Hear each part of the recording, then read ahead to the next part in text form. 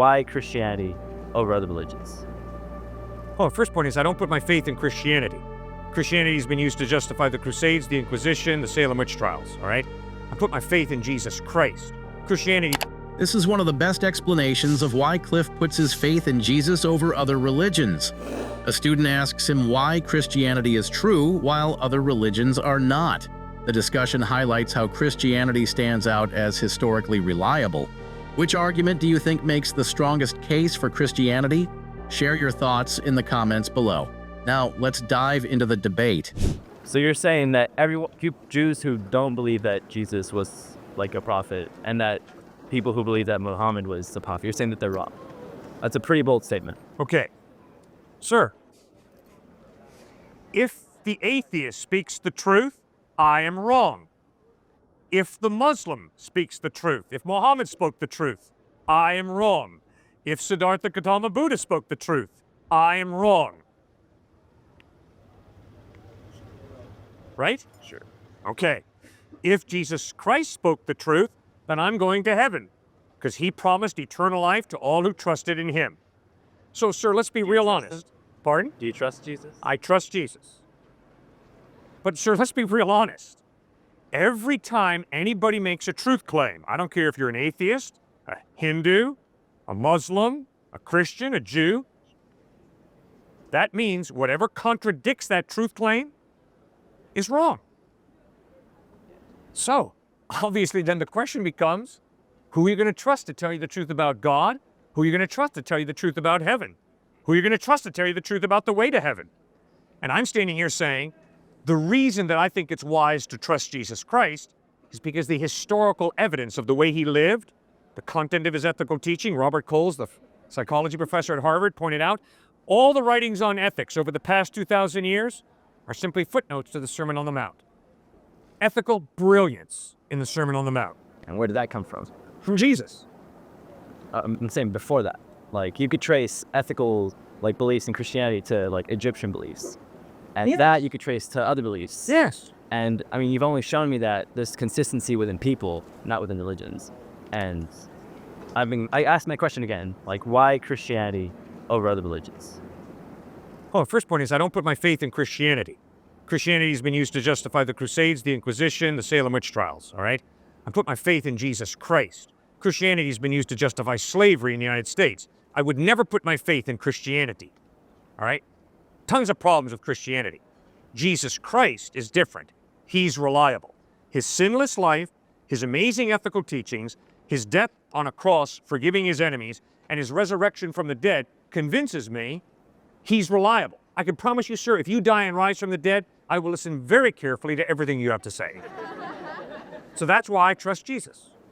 I mean, but other religions have miraculous, miracles that have happened that make them believe that. If you were a Muslim, you would be just as, convinced that Muhammad was the prophet. Just as convinced. And you'd be telling me that Muhammad is the truth and that he had the truth and not Jesus. Jesus was wrong. Everyone before Muhammad's wrong. Okay, so now you and I are going to try and be objective in our search for truth, which means we aim towards that, I hope. I hope you're being taught here at this fine university to try and be as objective as you can. So you've given every religion an equal chance. That would be objective. I could not disagree with you more. I used to be impressed with that line of thinking. It's impossible to do what you just said. And you see, what you just said, I think, doesn't show open-mindedness. Quite to the contrary, it shows cynicism towards truth. Obviously, there's no way that any one of us can study every philosophy, every worldview, and every religion equally. That's impossible. You could try. It's impossible. You don't have that many hours in a day to study every philosophy, every religion, every worldview. You had better look out there and say, okay, what has the ring of truth? What seems to be plausible? What seems to be reasonable? And then you better go after the options. And if someone presents you an option that's better than yours, you better be willing to change, and I better be willing to change. So, be careful of that line of thinking, because it's pretty prevalent in our culture, but it doesn't show, I don't think, a real open-mindedness. Instead, it says, and I'm not really going to try, because I can't obviously study every philosophy and every religion equally. There's no way you could do that. You only need to study two, though. You only need to study two. What are the two? So I'm saying everyone says that their religion's right. So you only need to study two religions to show that either one of them's wrong. Because you said that the whole contradiction thing. Yeah, good. So You bet. So I got Muslim friends. okay. Okay? So you bet. If I claim to love my Muslim friend, I better read the Quran. And I better seek to understand, why is my friend a Muslim? I've got atheist friends. So you're right. I better listen very carefully to why my friends are atheists if I claim to love them. And that's what I try and do. And so, sir, I'll tell you exactly why I'm not a Muslim. I'll tell you exactly why I'm not an atheist. I'll tell you exactly why I'm a Christian, a follower of Jesus Christ. Yeah. Because I have friends in these different belief systems. All right, I'll tell you exactly. The majority of my friends are materialists. The majority of my friends live for money. And I can promise you, sir, my friends are good at it. My friends are in Goldman Sachs, JP Morgan, Wall Street, and I promise you, sir, they are good at it. I am convinced to put your faith ultimately in materialism and making money is an incredibly empty life. Are there perks? Oh, yes, there are. Are there benefits? Yes, there are. Am I saying that money is evil? No, money is good. The Bible teaches that repeatedly. But to live for money, which is what the majority of my friends live for, wow, what a mistake. I never got your name. I'm Cliff. Cliff. Good to meet you. Great to meet you. Cliff, I'm sorry, but I still don't feel that you've answered my question. All right, sorry, what's your question?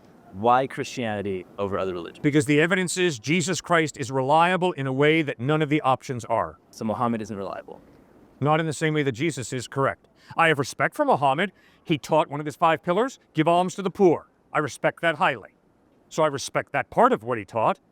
But to trust Muhammad to give me the truth about God, in light of the way he lived his life, in light of the internal contradictions in the Quran, I could never do that. I'd have to part company with my brain. I can't do that. So you can't have a brain and believe in Muhammad. I personally am convinced that there are so many logical inconsistencies in what Muhammad taught that for me to follow him would be I'd have to cut off my mind. Like what? Like what?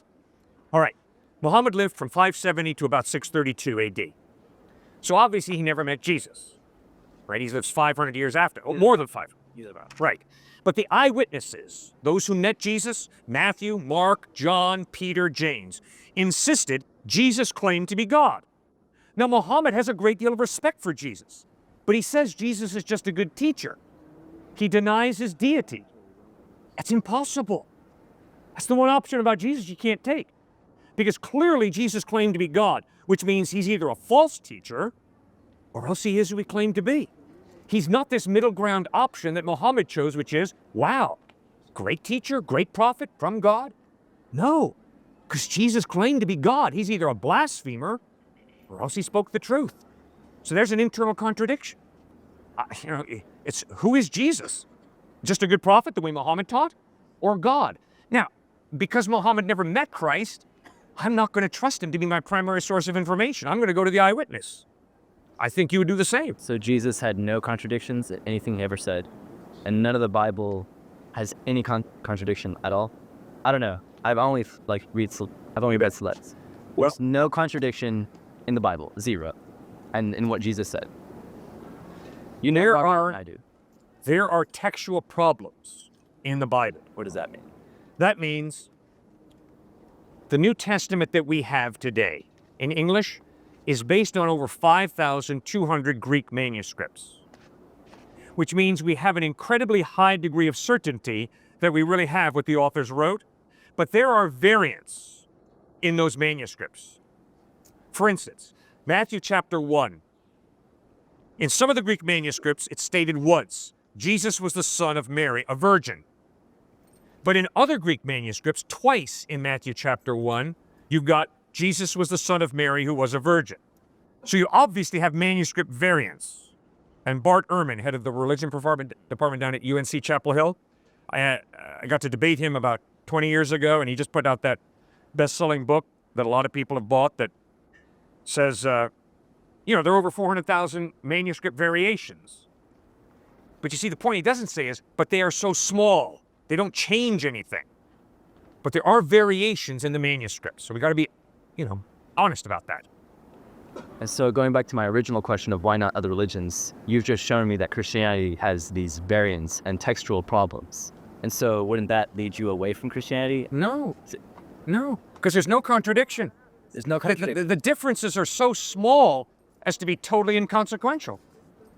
See, what truth changes between one Greek manuscript that says once Jesus was the son of a Virgin Mary versus another Greek manuscript that says it twice?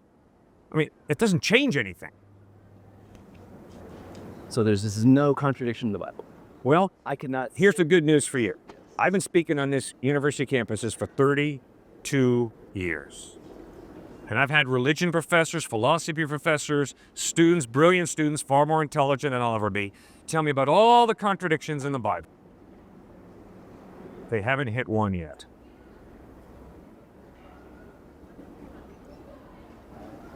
So there's no contradiction in the Bible. So just say, I want to be sure.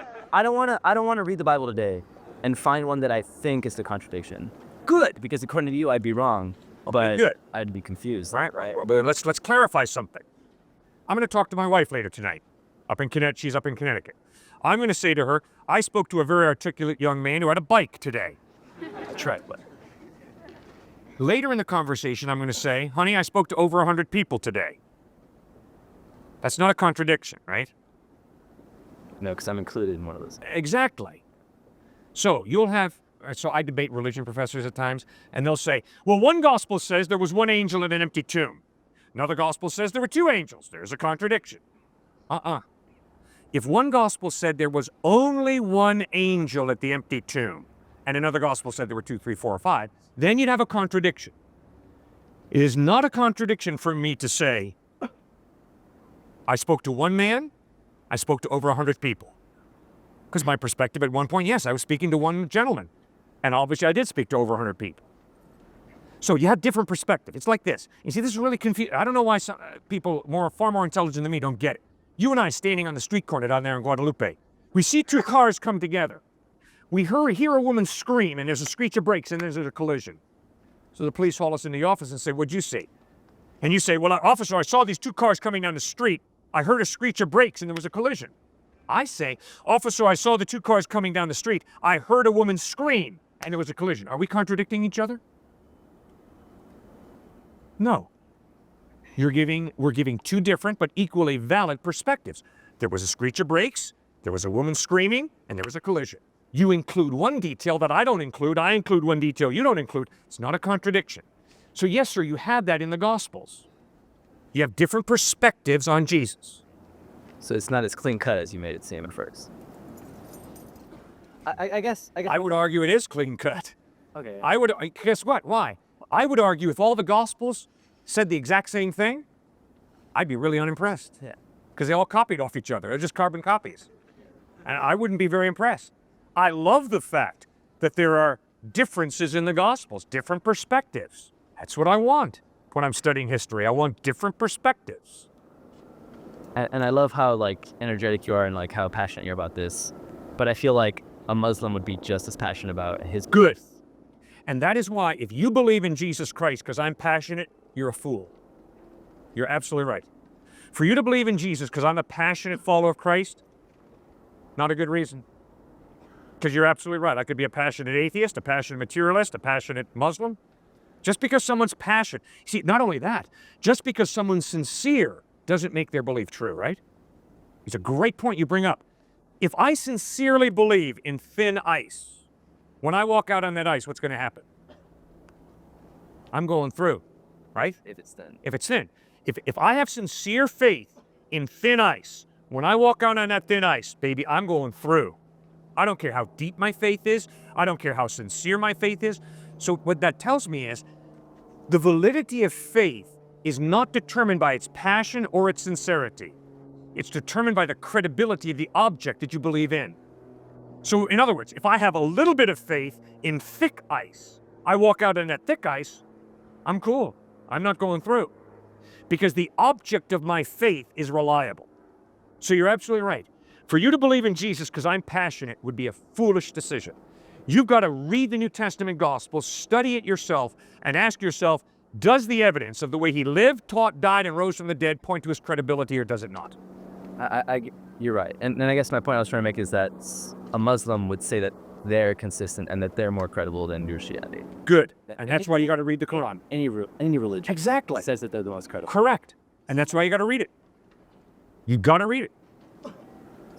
Okay, so that's my next step. Read all the.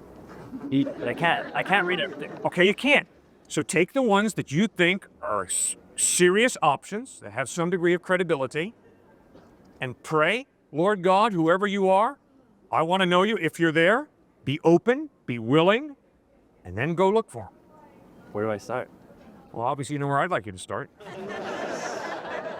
I'd like you to read the Gospels, not as the Word of God. Okay, you don't believe that, so forget that. Just simply read the Gospels as history. What? How do you know I don't believe that? Well, if you do, fine, but I'd be surprised based on your line of thinking so far, but if you do, great. And just read the Gospels and ask yourself, does the evidence point to them being Jesus being reliable or not? And I won't find any contradictions, of course. You'll find plenty of contradictions with your lifestyle. That's what I find. When I read... That's a personal attack on me. Well, but except that you're right. Except I said that's true of me. Okay, we're both in the same boat. You see, I love an indefinite God, because an indefinite moral God allows me to do whatever I want to do.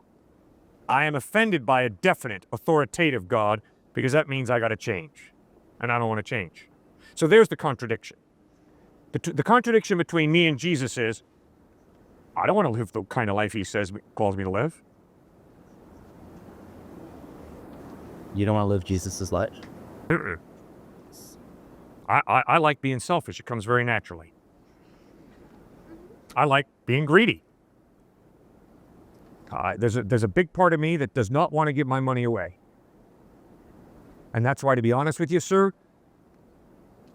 I don't know that I have given enough away.